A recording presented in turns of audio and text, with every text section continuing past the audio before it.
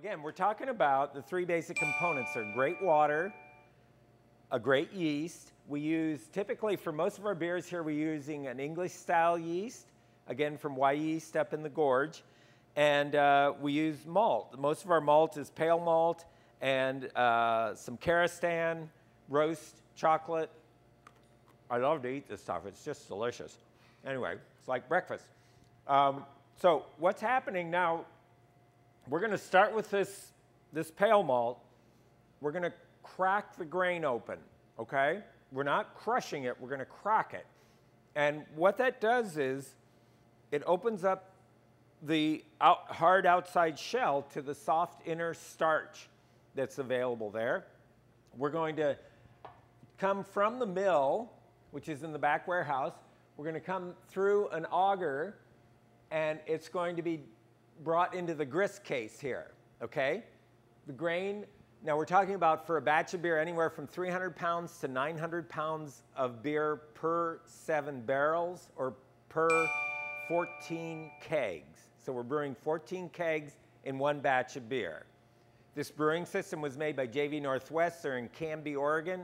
They're one of the largest brew system manufacturers in the United States, and they do an awesome job with their product. So what we're doing is, this is called the Lauterton, this vessel here. In German, lauter means to wash. So in a sense, it's a washing vessel, but it's a lot like making coffee. We're taking that cracked malt that's already blended for different styles of beer, right? Different roasts, Karastan, Carapils. Blend all those together with your pale malt, and then the cracked grain is dropped down into the Lauterton. As it is dropped into the Lauterton, there's water being sprayed on the grain as it falls into the bottom of the vessel. This is so that there's even hydration, so that you get the best extraction out of the malt as it's being dropped into the vessel.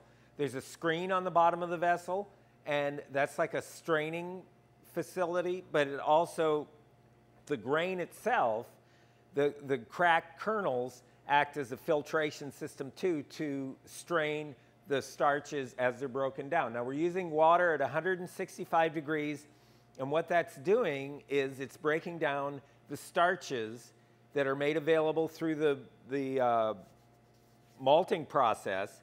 Those starches are breaking down into fermentable sugars. So that hot water goes down through, and once all the grain is down in here and saturated with water, we start circulating the liquid. So it comes up through the bottom of the vessel, pumped up, and then showered back down into the vessel. And we circulate that water until we've extracted enough wort out of the process so that we've extracted enough sweetness or enough sugar, broken down the starches for that level of beer. So again, the stronger the beer, the more alcohol, the more malt you use, the more sugar that's involved in the process. So this is the breakdown of the starch in the Lauterton. We'll circulate that, we test it for gravity, and the gravity is going to be anywhere from 1014 to 1058 to 1080, depending on, again, the alcohol and the strength of the beer. Bigger beers, more malt. Okay, so once we get the right level of gravity on this particular beer, we're going to pump it over and we're going to go into the kettle. Okay? In the kettle, we bring the beer to a boil, and we boil it for an hour and 30 minutes. Now this, again, breaks down the starches so that they're more accessible to the yeast, and it also sterilizes the wort. The wort is the liquid that's created by filtrating through the malt components. As the wort boils, we add hops 3 times. The first 2 times are for bittering within the flavor and the body of the beer to balance the sugars of the malt, the sugar components of the malt, with the bitterness of the hops, so you get a nice, complex, balanced beer. Right at the end of the boil, we shut it off and we add the aromatic hops. And this is what gives, when you taste the beer, when you have your nose over the head of the beer, you get this nice, fragrant flower component from the hop, which also adds to how you perceive the beer. And again, there are hops grown all over the United States, well, not all over all over the Northwest and in Europe. We use a lot of local hops that are grown just down the road in St. Paul, and we actually even work with certain growers that have worked with us for years. In the kettle, you go through a full boil, your hops are added. Once the hour and a half of the boil is over, we whirlpool the wort, and what that does is extract all the sediment that's been generated from the boil and takes out the hops as we come out of the kettle. Now, if we're making an IPA, we use a vessel called a hop back. And this little guy here, we fill with Kent Goldings and some Cascade hops. And as the hot wort is coming out and going over to the heat exchanger, we're giving it a second shot of fresh hop flavor, okay? And that's how you get the big, heavy hop components in your IPAs. The hot beer comes out of the kettle and goes through a plate and frame heat exchanger. This heat exchanger runs cold water on one side, hot beer on the other side. And when the beer comes out, it's cool and the water is hot. We take the hot water and we reuse that for cleaning or brewing again in the kettle here. And then the cool beer, which is now down to about 60 degrees, goes into one of these fermenting vessels. Now, the fermenting vessels are jacketed, which means that they're temperature controlled so that each one of them has a controller on it that maintains a certain temperature. When you're fermenting with an ale yeast, we want to ferment the beer at about 58 to 63 degrees, okay? That's typically what our English ale yeast ferments at. That's where it's happiest at. We're fermenting the Tannenbaum today. This is one of the biggest beers we brew. It has almost 900 pounds of malt in it per batch. Got a nice rocky head. Check out that head, man. How would you like that in a glass of beer? Tannenbaum, big alcohol. This is what we use. We're one of our more famous beers. It's a winter warmer, huge malt profile, soft English-style hops in the background, alcohol level about 8.8%. It's a big beer, okay? And we brew it every winter time over the holidays. The jacketing controls the temperature. When we're brewing an ale with an ale yeast, flocculation again, fermentation's on the top. What's happening is the yeast is eating the sugars as food. As it eats, the cells divide and make more yeast cells. So we might start out with a gallon of yeast, and by the time this process is done, we'll end up with 5 gallons of yeast. And the byproducts of the fermentation process of the yeast consuming the starch are carbon dioxide, which is the bubbles in the beer, and alcohol, okay? So you go from basically water and grain and yeast, and you end up with a whole new product called beer. This fermentation will go on usually about 7 days. And on an ale now, we're not talking about lagers right now. On an ale product, we will ferment for 7 to 10 days at around 60 degrees. After that 7 days, we'll check the gravity, the sugar content in the wort, and when it's dry, when it's fermented out, we drop the temperature. The temperature will drop down to about 40 to 42 degrees. What happens with the yeast, when you chill it down like that, it goes to sleep. So it was up on the top, bubbling around, doing its stuff. And once you cool it off, it's going to drop down into this cone here, okay?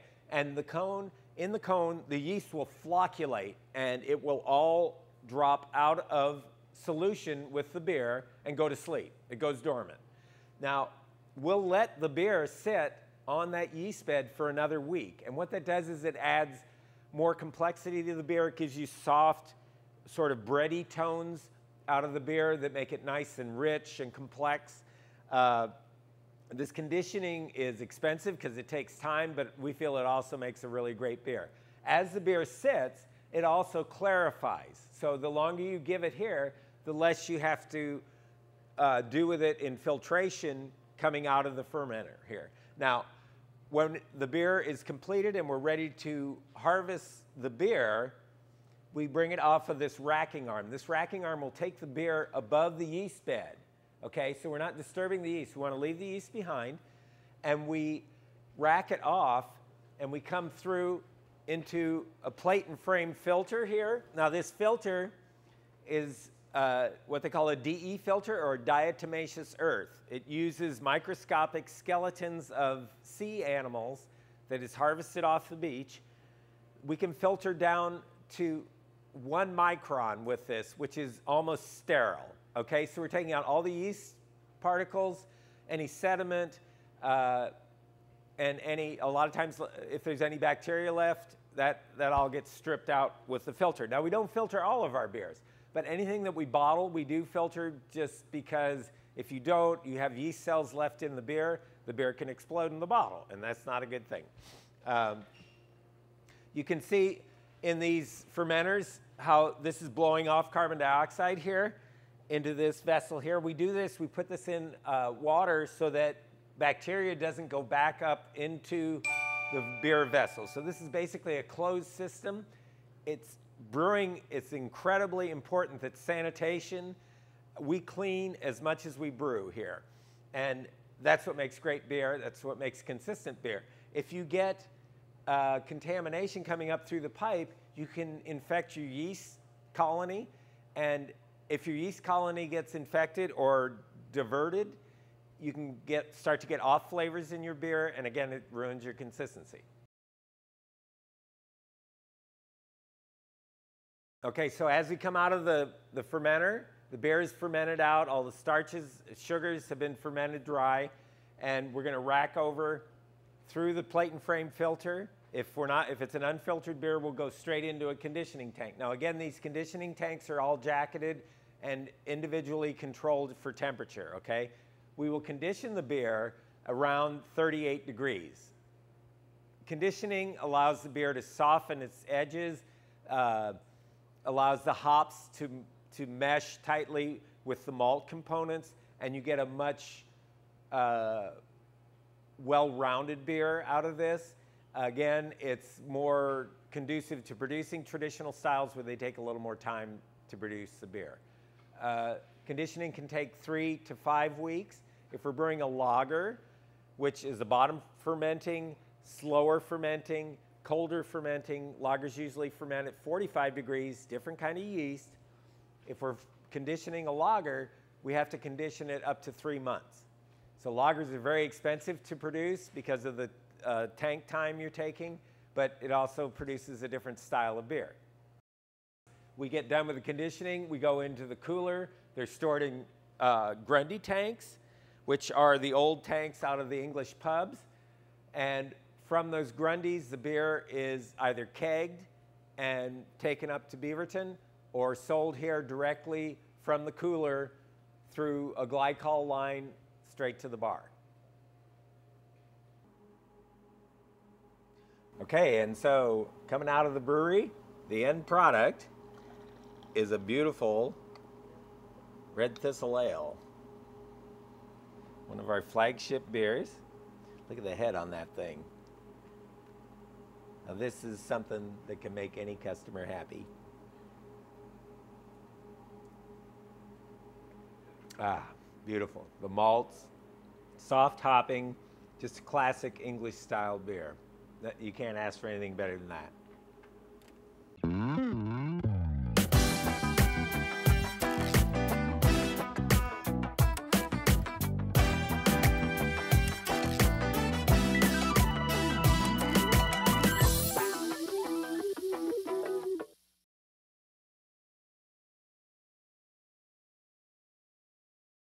Kitty, did you take the last beer? Meow.